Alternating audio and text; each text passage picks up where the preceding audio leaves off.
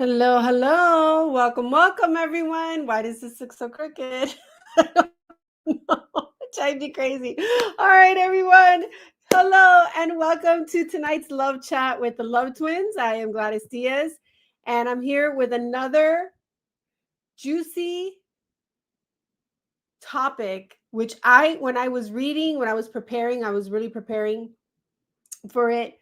I was thinking, this is something that is going to change lives. This is a topic that's going to change lives because it really can feel very heartbreaking. It can feel very frustrating when you are dating, you're in relationship, or not in relationships. Well, it could happen in relationships, but when you're out there meeting people and you're having this experience that who you are attracting into your, like, it doesn't matter if you meet them online or if you meet them in person or if you get introduced to someone, that you keep attracting emotionally unavailable men. So I want to talk about that. There's a lot I want to talk about. So first of all, if this is something that resonates with you, like attracting you feel like your profile's strong, or even if somebody is introducing you to the person, you're still feeling like you keep attracting the type of man that is just not ready for a relationship. Or, and this is a big one, we actually we just did a retreat and we've been doing a few, what is it, events. Good heavens, it's almost the end of the day. A few events this year, and what we keep hearing is not just that they're attracting emotionally unavailable men, but men who, it seems like they've got to work through stuff. Like there's stuff that they've got to do. There's things from their past, whether it's trauma or the end of a relationship, and then they're bringing that. They're actually talking about it sometimes in the very first dates, and then for those women who tend to be very empathic, who tend to be, have a very beautiful, loving, and generous heart, it can feel like there's something here that you're being asked to fix, or you feel like, wait, this person just isn't, it's not even ready for dating. Why are they dating? And more importantly, why are they dating me? Because now it feels like I'm attracting men who are needy or who have work to do. It kind of feels like, and I don't mean to be disrespectful to men at all, because that's not our vibe, but it feels almost like they're a DIY project, right? Like I've got to do something to help him get better so that then we could have a relationship. If that's relating, if that's like resonating, can you just put, let me see, what could you put, an R for resonating? Like it's resonating, where you're either attracting emotionally unavailable men, or men, they're not bad guys, they're not wanting to get to know you. It just feels like they're having to work through a lot of stuff. If that's something that's resonating with you, go ahead and put an R in the chat so that I know that I see that's me. Yep, right. R in the chat. It can be, it can feel a little confusing. I was going to say frustrating again, but it can be confusing. Like, why is this the kind of man that keeps showing up in my hemisphere, right? In my orbit? And how do I stop that? So the reason this tends to come up with the ladies that we work with is we tend to also attract women who are, and it's not something new to them, they're actively open to doing personal development, to doing the healing work, whether it's spiritual work, emotional work, personal work. They've got big goals. We tend to attract very driven women who are high achievers. And so you've been doing your work, or at least you're open to doing your work. If you haven't done the heart work yet, if you haven't done our work yet, I'm telling you, it's a whole other level of personal development, but professional development, emotional development. We just help women to just get unblocked, unstopped, and ready to create the life and love that they want. So when you're inside of that work, a lot of times you tend, because you've been doing your own work, you can hear things that the person is saying, and you might even be reading into things. You might be making it mean something when a man talks about his past, or he talks about what he's going through or has gone through. Now, here's the thing. A date is not a therapy session. Let's just get that clear. Right? And a man is not a do-it-yourself project. It's not your job to fix a man, even once you're in a relationship. I know I'm talking about this in the context of dating, but I can tell you that in my own marriage with Rick, when we were going through our difficult I'm sorry, my allergies at this time of the day are just, when we were going through a difficult patch 6 years into our marriage, I clearly remember the day we were driving back from a personal development course that I had told him about. And I told him this is going to help us and we're going to love it. And really, what I was doing, I didn't know I was doing it. I was not trying to do it. But my husband made it very clear to me when he took his eyes off the road and looked at me and he said, Goddess, when are you going to stop trying to fix and change me? It was a it was not my best moment. I was going to counter that wasn't what I was doing, but when I got honest with myself, I was hoping that he would change so that we could be happy. So that's why I said I don't want to be disrespectful to men, and sometimes women read things into it. And also, I had chosen to love him. I said I was going to love him. I said I was going to love him for the rest of my life, and here I was trying to fix and change him. Once I stopped trying to do that, my husband actually became even more than I could have ever imagined, because it was on his terms when he wanted to, not because I was trying to get him to be someone else or better, or if you were just more patient, we could be happy. If you would be more positive, we could be happy. Well, he was who he was when I met him and when I chose to marry him.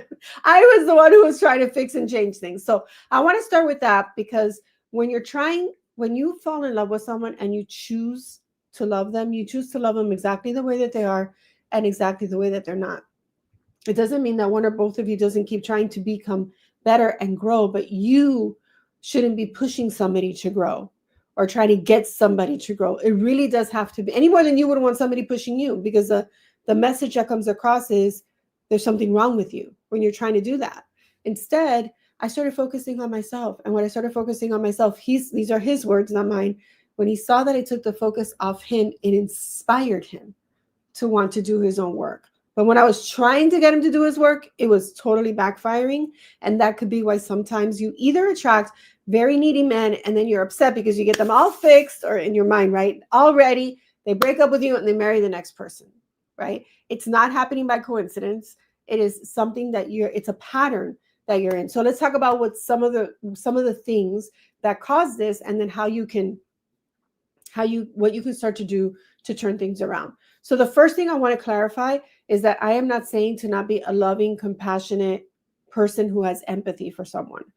People are going through all sorts of things. When I met Rick, I was 10 months after my first husband passed away. I was still grieving, and I was also open to meeting someone and dating. That's why I'm saying it's not an either or. I knew there was still grieving that I got to do and healing that I got to do, and I was open to the possibility of new love. Now, what I didn't do was make all of our conversations about my grief and, how terrible it was to go through, 3 years of cancer and all of that stuff with my late husband. He asked me questions, I answered them, and then I would also make sure that I was talking about the present, about what I wanted in my life now and in the future. But being compassionate, being loving, being giving, it's not a negative thing. When you're over giving and you're overcompensating, or you're trying to give and give and give and give so that the person will give back, that is where it's a dysfunctional pattern, because the giving is coming from a hidden agenda, from another place, in order to get the person to say or do something. And it's not clean, it's not pure, right? It's just there's another intention behind the openness. Now, if you find that you're consistently in your relationships, and you all can put in the in the chats, please go ahead and write like what's coming up for you, or what you resonate with, or if you have a question, so that so that you can go ahead, and so I can see them when it's time. But for question and answer, and also I can bring it into what I'm talking about. But the overgiving so that somebody will, that's strategic, it's controlling, it's manipulative, and it also puts you, and if this is the experience that you've been having, in the position where you feel like you're always giving more than you're receiving.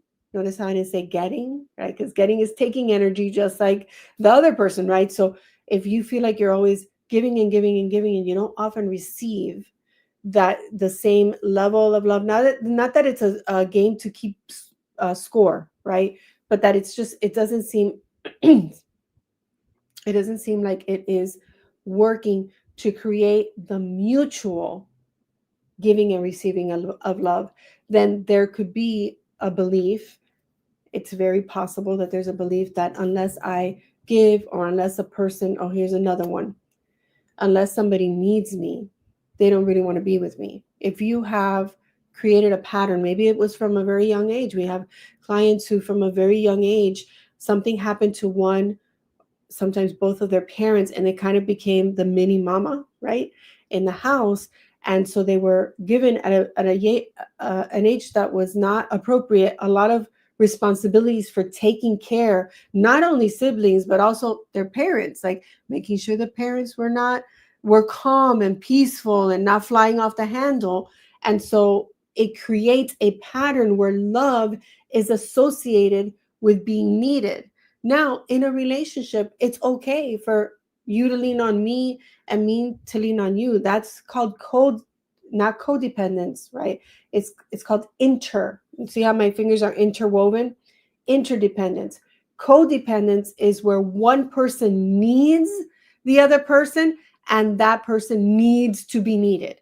If you've created codependent relationships, that is another dysfunctional pattern, because then you, by default, if you have associated being loved with having to be needed by someone, you're consistently going to be looking for that person who needs help, who needs to get their life back on track, who's going through a rough period and they just have to get through something.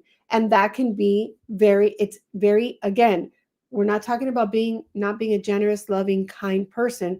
If this is showing up consistently in your relationships, there's a pattern.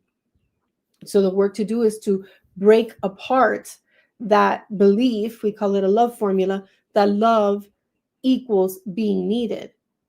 It may be that your partner occasionally needs you and that you need their support or could use their support. But if it's consistent and it's in almost every relationship, or every relationship, even outside of romantic relationships, that's definitely something that you want to work through. And if you've never had a love breakthrough session and you want to talk about, if you're new to our community, by the way, hello and welcome. But if you want to talk about that with someone, then you absolutely want to schedule a love breakthrough session, because on that love breakthrough session, our coaches will help you to see, okay, where is the block? Where is the pattern coming from? And here are some steps that you can take to break it. Okay. So I don't know if it was, okay, if it was dropped, but it wasn't. Okay. So let me see. Can a toxic man love you his way and manipulate you at the same time, a narcissist? So notice the question, Sandy. If you're saying, can a toxic man love you? You've already determined that the person is narcissistic. First of all, I am not a psychiatrist. I don't know if you are. I'm not a psychiatrist. I am not qualified to make that diagnosis. People are throwing narcissist and gaslighting around like it's, confetti. And these are diagnoses that are medical issues, mental issues, right? And so what I will say is, if you are having the experience that someone is manipulating you and that is not aligned with how you want to be loved, it doesn't matter if that's the way he shows love. If you're not having the experience that you want to have, you feel like you're being manipulated or controlled, disregarded, you are the one that gets to say, is this the way I choose to be loved? See, it's not about the person. That person may or may not have narcissistic tendencies. They may or may not have a diagnosis, and that's their work to do with their medical professional. What we get to do as women is determine, choose, is this how I want to feel and be treated inside of a relationship? Because perhaps the person is showing love in the way that they know how, or that they're able to, or that they can. And if it's not a match for how I want to be loved, I'm the one with the choice. They do not have to change if they don't want to. I'm the one who gets to choose, is this right for me or is it not right for me? So it's a really good question. I recently got out of a long-term narcissistic alcoholic marriage. I spent many years trying to get the person back I fell in love with, who didn't really exist. I only realized a few years ago he was, again, these words, unless he was diagnosed by, and he could have been, but I'm very, very cautious to it's just like if people were saying because you like sweets, you're diabetic, right? Like it, I know it's an exaggeration. A person may have controlling tendencies. They may have narcissistic tendencies. They may have, a bunch of things, but I get to be responsible when I'm reading somebody's question that I am not saying, and I don't, unless a professional has diagnosed a person, we shouldn't be labeling people narcissistic or whatever else, right? They have a diagnosis that, then that's a whole other conversation. Um, so uh, you realize in your opinion, unless it was a diagnosis that he was narcissistic, then everything made sense. Now my biggest fear is falling for that type again. The depth of healing is way deeper than I thought. It's hard to accept how much of me has been squashed. So I hear you, right? It can be when you've been in a relationship where you've been controlled, where maybe, using the word that you used, that somebody else used, manipulated, where you haven't really had the experience of that mutual giving and receiving of love. It can be very painful and very difficult. Now sometimes, and I'm not saying this is the case for Jennifer or anybody else, but sometimes the tendency to attract that kind of person and be attracted to them, to attract them into your life, meaning they come into your life, they're attracted to you and you're attracted to them.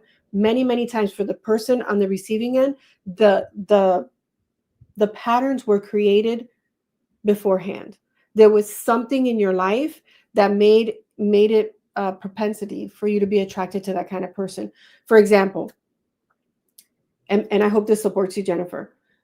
For example, we work with a lot of women who attract men who are alcoholics, and without many times, without getting the whole entire family background, I will ask right away, was there someone was one of your parents or somebody who was very close to you who helped raise you an alcoholic? And a lot of the times, not always, I'm not making generalizations, the answer is yes. So what happens is that the person has been trying to fix that, the relationship I couldn't create with my father or with my mother, or whoever it was, and I wasn't able to save them and rescue them as a child, A, because it's not your role as a child, but B, there was a willingness and a desire and it didn't work, for example.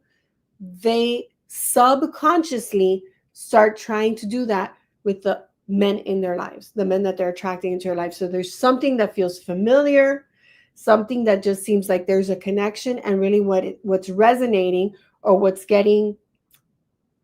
feels familiar, is the fact that there is something there, whether the person really reveals it to you and there were signs from the beginning, or you finally realized that it was a drinking problem, alcoholism, once you were ready to acknowledge that. And because a lot of times there's a lot of excuses being made and rationalizing, and it's only at night and it's only at parties, and then it starts to become more and more and more. So again, I haven't had a conversation that, if Jennifer, if you've never had a love breakthrough session, that would be something really powerful to discuss with one of our coaches, because then we can give you um, more personal coaching as to how do we do that, how do we get started with that healing process, because like you said, it's deep. It's not just a layer. Once you get through one layer, you discover the other layer and the other layer and the other layer.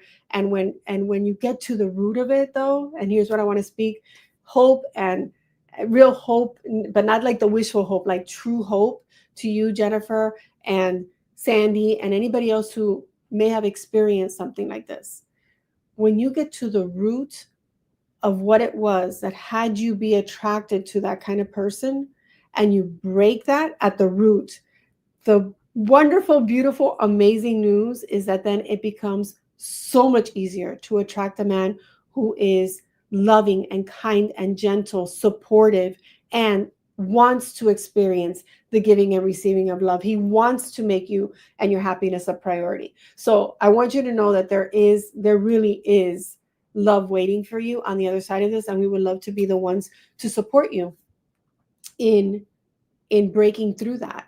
And we do this in obviously we have our programs, we also have events, and we actually have a master class that's coming up in a couple of weeks called the Extraordinary Love Now Masterclass. And that is, we're going to do some of this introductory work on that masterclass. So if you want to learn how to break through patterns so that you can start, you're breaking through the patterns of the past so you can start creating extraordinary love now, go ahead and put the word now in the chat. NOW in capital letters, NOW, put that in the chat now, and we'll make sure that we add you to the list so that you can get all of the information about that masterclass that's coming up on April 8th. So if you want real love now, if you're like, you know what? Yes, I've been hurt. Yes, I've had pain. Yes, I've had one or two or more relationships where I've been attracting men who are just emotionally unavailable, and I want real love now. Go ahead and put the word. No, I'm saying my chat light up. I love it when we say something and you are like, yes, I've been waiting for you to say this. So go ahead, write the word now in the chat. We'll make sure we send that to you. And let me go ahead and jump into some other things. You can keep putting your questions in the chat. If I don't get to them in the next few minutes, I promise I'll come back and I'll answer them in Facebook. Okay. So, and if you're watching this on YouTube, you can do that too. I'll get a notification, or someone on my team will give me a nudge, a notification, and I'll come over to YouTube and answer your questions. The reason we're inviting people to watch us on YouTube, by the way, is because the videos on YouTube will stay up, but the videos on Facebook now, Facebook changed things and they're going to come down in 30 days. So if you want to have, what is it? A smorgasbord? What is that? Buffet of these love chats? You can always visit our YouTube channel. All right. So what was another thing that I wanted to talk about? I wanted to make sure I talked about the difference between compassion and codependency. I talked about how you can break through a pattern, right? We can help you break through a pattern has the potential to draw in this kind of person and increases the potential of attracting real partnership. When you have a real partner, the two of you have got each other's backs. That doesn't mean, like I said, I went through a period where my late husband got sick. None of us planned that. Of course, he needed me a little bit more, but he was still there for me. I still felt emotionally loved and supported. He just needed a little more because he was, sick and he was fighting for his life, literally, right? And so it doesn't mean that somebody might not lose, people in the country right now are going through losing their jobs. Or people might go through, last year, my sisters and I, we lost our mother. And so I was spending a lot more time with my mom, and my husband knew that. That didn't mean I was ignoring him or neglecting him. I just needed to put a little bit more attention over here. So when I talk about partnership, it's we've got each other and we're both working toward making sure that both people in the relationship feel seen and heard and loved and supported. Now I wanted to go, it's going to be rather quick, okay? But I did want to go through some of the red flags that a lot of times women ignore because they think, oh, he's just going through something. Or like I said, there could be a real addiction and they're downplaying it, they're justifying it, making excuses, or the person really isn't giving their all, their love, they're not being generous, and you find that you keep making excuses for that. I wanted to give you some of the red flags that you want to be looking out for. So one of them, I just said it. If you're consistently making excuses, whether it's to yourself or to other people, because the person either has outbursts or displays behavior when you're with other people that feels embarrassing or inappropriate, and you're consistently either making excuses for him to yourself or to other people, that is something you want to pay attention to. Because if it happens once or twice, that's one thing. But even from the beginning or consistently, if it starts happening consistently, and you keep saying that it's just because he's stressed at work or he's just going through something, you are actually creating the pattern. You're making the pattern okay by making the excuses versus, just like I said before, is this what I want to experience? Is this the experience that I want to have in the relationship of my dreams? Okay. Another one is if in the relationship you experience that whenever something goes wrong, or things go off course, or there's an issue, that it's your fault. You get blamed for anything and everything. If you're having that experience, that would be something that you want to look at. Am I ignoring that behavior? Am I making that okay? Right? If you are feeling like what I said at the very beginning, that you're consistently, constantly giving and giving and giving, and there's not a lot of receiving of love, of attention, of compassion, of, feeling that support and that partnership, that would be something that's concerning in a relationship. If you're feeling like the person is being controlling who you talk with, where you go, what you do, with who you can do it, isolating, request. Now, I'm very responsible with my language. They're not isolating you. You're noticing that the request for isolation keeps being made, and you're agreeing with it. See, the red flags are not just the other person. There's red flags that in the behavior. Because if you really want to break this pattern, if you don't want to be in any more relationships where you're just not feeling loved and seen and supported and like you're in a real partnership, the work that gets to be done is not over there trying to fix and change the person. It's over here. Why am I tolerating this? Not judging and blaming yourself, but what is it that's having me feel like this is the best relationship that I can hope for? Or what's having me tolerate inappropriate behavior?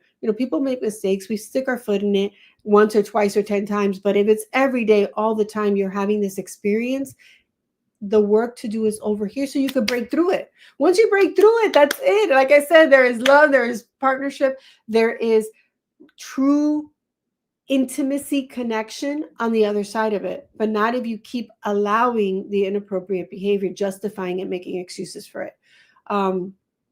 If the person has outbursts of anger and you actually feel scared and then you downplay it, and that's happening often, that would be something to be concerned about. Okay. And then dishonesty. When there's a lot of untruths being told, there's a lot of lies, there's a lot of excuses being made. Somebody says they're going to do something, and there's always a reason why they can't meet in person, or why they can't do the thing that they said they were going to do with you or for you. That you want to start paying attention. Michelle and I do not believe that everything is a red flag. Unfortunately, and maybe this is you, and no, I'm not criticizing you. Please know that. But if everything that men do scares you, you have got to do the work, and we hope you do it with us, to break through that. Everything that somebody else does is not a red flag. Every time somebody disagrees with you is not gaslighting. There's a very specific thing that gaslighting is, and it's usually with somebody that you've known for a long time, but it is you actually start to question your own sanity. Like, that's the extreme. Somebody disagreeing with you or pushing back on you is not gaslighting. But if you're having the experience that you're being controlled, that you're not being respected, that you don't 100% believe you can trust the person that you're with, and you're seeing that you have that same experience in relationship after relationship, it's not the person, it's the pattern, right? And a pattern doesn't change just because you change partners. And especially if you've seen it 2, 3, 4 times, you want to say, you know what? I think I'm done. I've met my quota with how many times I want to experience this. I didn't want to experience once, much less 4 times. I want to look to see like what's underneath it. And then some other ones really quickly, so that I can do one more thing with you before we end. If, like I said, if you're not feeling emotionally supported, then, and you're having that experience consistently, that's something to look at.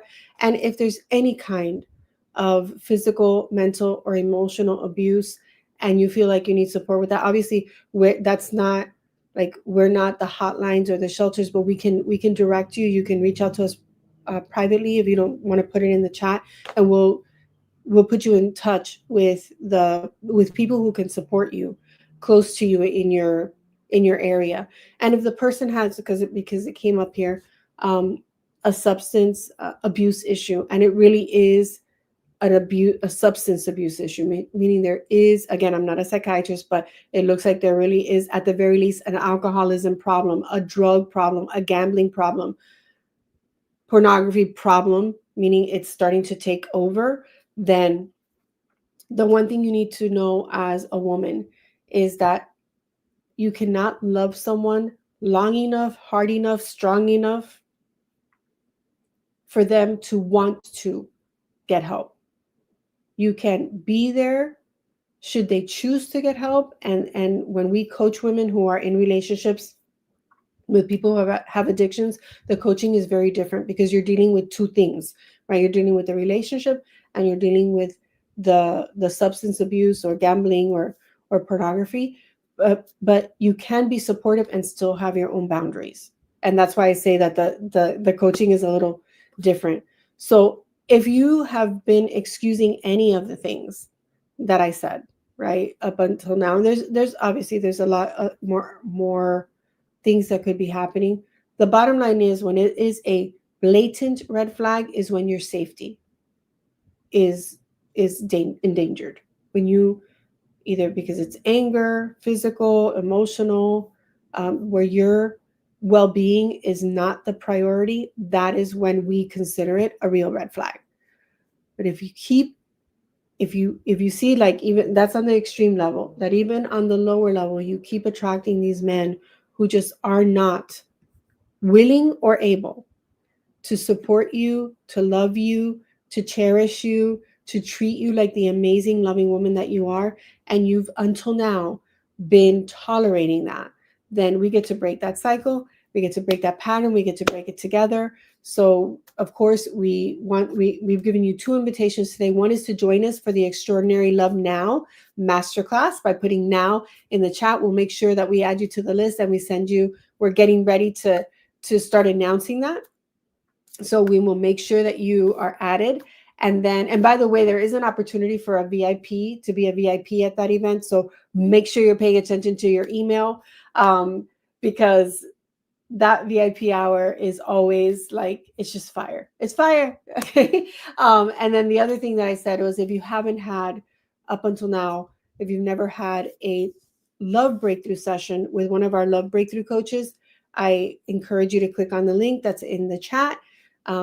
And if you're on YouTube, it'll be in the description so that you can schedule your love breakthrough session. And really, at the very least, on that session, what you're going to be able to do is get clarity around what could be making this pattern show up in your love life. And then what are the steps that you can take to break through it now? Because if you want, I saw the nows in the chat. I saw how many people put now in the chat. Then, and you want to start creating that now, then we get to start breaking through those patterns right now. Okay. So if you're watching replay, you can put now. I promise you somebody on my team is watching the chat to make sure that we make sure you're put on the list. And if you are, again, someone who hasn't had a love breakthrough session, take advantage of that. That's like a gift that we give. We want every woman to have at least one opportunity to speak to a love breakthrough coach, because you know, there are women who have had amazing breakthroughs, like life-changing breakthroughs during those calls.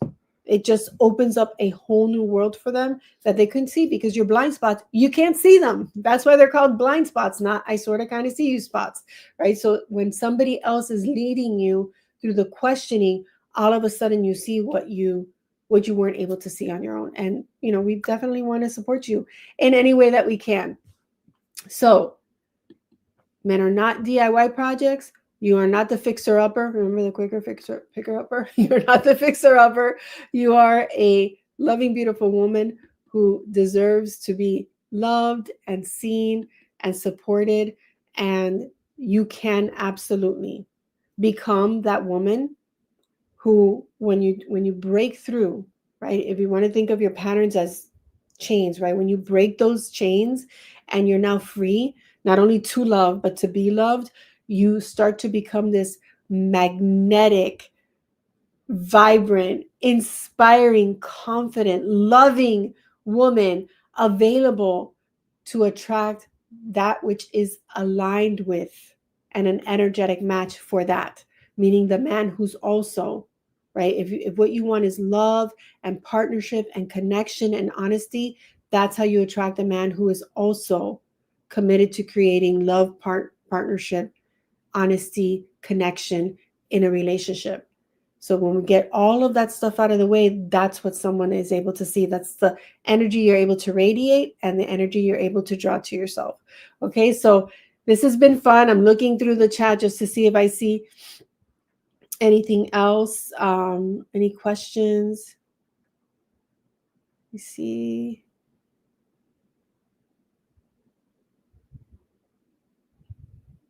So I'm going to answer this question. I think it's Sandy, I'm assuming I understand, and if I'm off course, you can always let me know in the chat.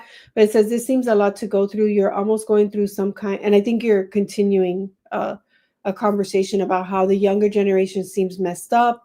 You see stuff happening with your daughters, and then it seems a lot to go through.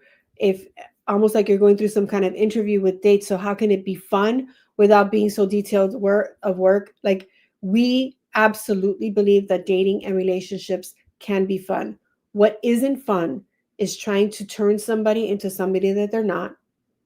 What makes it feel hard is trying to make a relationship that is not working, like you're trying to force it to work or you're excusing things away. That makes it very hard and of course heartbreaking. But when you are energetically attracting the person who's a match for what you truly want in your life, the love, the happiness, the partnership, the connection, the honesty, the real, like I said, interdependence, it is not hard. And a date is not an interview. Instead, we that's why our work is so important. When you start chopping away at the root, right? At the root of what's actually having these kind of men show up in your life, and you're attracting a different kind of man. You're not interviewing them, you're just having coffee. And we want that attraction to be from the time, if you're meeting people online, that your profile is attracting the right kind of man. But that's energy that's radiating from you. So that's why women who have been through a lot of trauma, women who have been having these kind of experiences in relationships, our goal, our purpose, and our mission in life is to make sure that you break through any of the barriers that have been standing between you and the beautiful, extraordinary love that you deserve, so that from now on, what you experience is fun and light and partnership and everything that your heart desires, not everything that you fear. Okay, so if fear's been showing up in your life, we get to break that and we get to start creating real partnership with real men who want real love. And that's why we're doing the Extraordinary Love Now Masterclass on the 8th. So remember, if you're watching this on replay, go ahead and put now, NOW, in the chat, and we'll make sure we add you to that list. And if you've never had a love breakthrough call, make sure that you schedule that. They get taken up like this. Okay, so we want to make sure that you have that opportunity to speak to someone who's going to listen to you, is going to help guide you, help you see clearly what, at least, maybe more, but at least one of the love barriers is, and what your next steps are, so that you can experience that freedom that's on the other side. So I'm glad that you had that wonderful conversation with Kelsey Zara Rose. You're a testament, right? It's a beautiful, powerful call. And ladies, if you need anything, if you have any other questions, go ahead, put them in the chat. Somebody on my team, probably myself, will come in here and we'll make sure that we answer your questions. Thank you so much for your time, your attention, for being the amazing, beautiful, loving, and lovable women that you are. And until our hearts meet again, always remember that you are loved. Goodbye for now.